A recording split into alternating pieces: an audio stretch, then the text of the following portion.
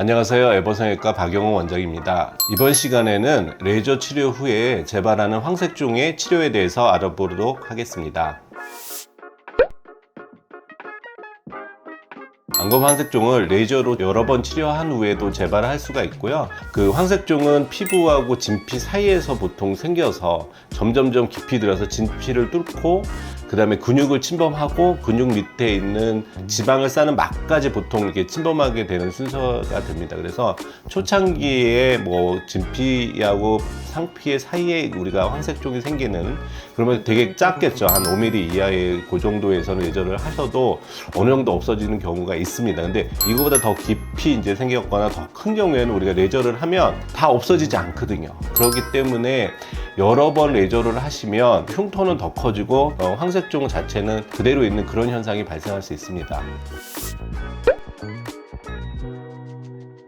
안검 황색종이 재발했을 때 재발한 원인을 한번 찾아봐야 됩니다. 혈중 콜레스테롤 수치가 계속 높아서 다시 생기는 경우와, 그 다음에 레저나 수술적으로 치료해서 불충분하게 절제되거나 불충분하게 깎아내서 재발하는 경우 두 가지가 있는데, 어떻게 치료하면 일단 혈중 콜레스테롤을 유지하는 거, 정상적으로 유지하는 거 기본으로 하시고, 두 번째는 우리가 자꾸만 재발한다고 생각하시면 수술적으로 좀 광범위하게 절제를 해서 황색종을 제거하시는 것이 좋고, 이때 깊이도 꽤 광범위하게 들어가서 정말로 하나도 남겨놓지 않고 절제하시는 게 중요합니다. 이렇게 치료해야지 재발률을 낮출 수 있고요. 또 우리가 레이저를 자꾸만 하거나 수술을 여러 번 하면 눈이 변형될 수 있기 때문에 여러 번 수술이나 시술을 할 수 있어도 근본적으로는 눈의 변형이 없이 수술 방법이나 그런 시술 방법을 선택하시는 것이 중요하게 됩니다. 첫 번째로는 황색종을 우리가 육안으로 보고 경계나 깊이나 우리가 완벽하게 거의 제거할 수 있다는 장점이 있고요. 그 다음에 수술적으로 하면 눈에 변형이 생길 거를 예측을 해서 그곳을 메꿔주는 수술을 할 수 있습니다. 만약에 앞에만 들리고 뒤에는 또 피부가 남고 이런 것도 수술적으로 하면 앞에 황색종을 절제해주면서 뒤에 처진 부분까지 해결해서 눈 모양을 유지해주는 그 상안검 성형술과 비슷하게 결합해서 수술할 수 있고요. 황색종이 너무 커서 절제했을 때 눈이 안 감기는 수도 생기거든요. 이럴 때는 양쪽에서 피부를 채취해서 피부를 옮겨줌으로써 눈의 변형을 막고 눈 모양을 유지할 수 있는 그런 장점이 있습니다. 또 한 가지는 여러 번 말씀드렸지만 수술적으로 절제를 하면 안검 황색종을 완벽하게 제거를 하기 때문에 재발률이 적어진다는 장점이 있습니다.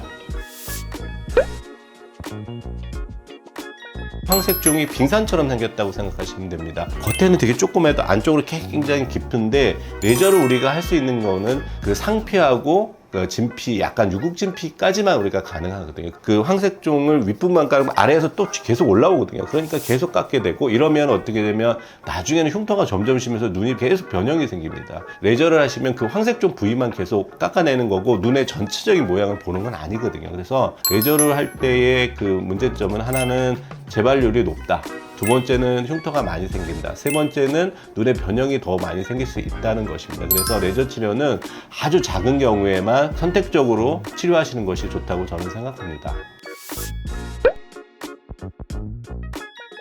우선은 환자가 오시면 콜레스테롤 수치부터 체크를 하고요. 그 다음에 경과기간 이런 걸 판단을 해서 깊이를 예상하고요. 황색종을 완벽하게 제거하고 그 다음에 눈 모양을 자연스럽게 유지하는 모양으로 수술하는 게 저희 병원의 장점이고요. 더불어 환자분들이 이제 황색종 수술하고 나면 흉터나 이런 거 걱정하시는데, 그런 것도 다 저희가 사후에 케어를 해드리고, 그래서 황색종 환자들 이렇게 물어보면 황색종 수술 제거하고 나서는 그냥 쌍꺼풀 수술한 것 같아요 라고 말씀하시는 경우가 많습니다.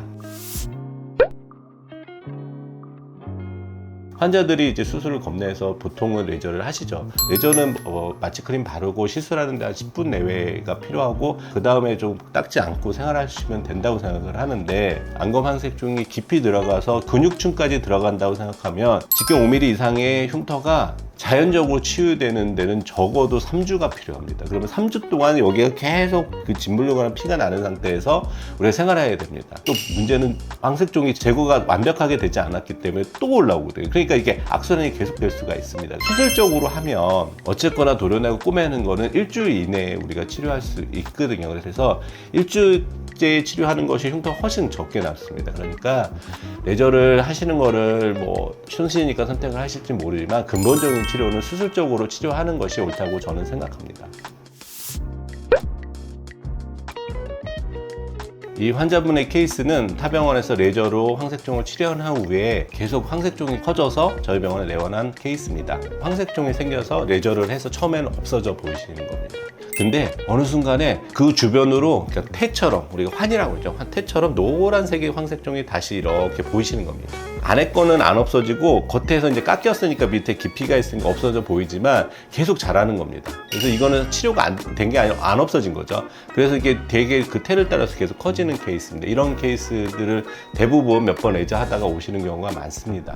이번 케이스는 제가 수술한 환자분의 수술 중간에 그 사진입니다. 그래서 이게 지금 빨갛게 보이는 거는 안윤근이라고 눈의 근육입니다. 눈을 감는 근육인데요.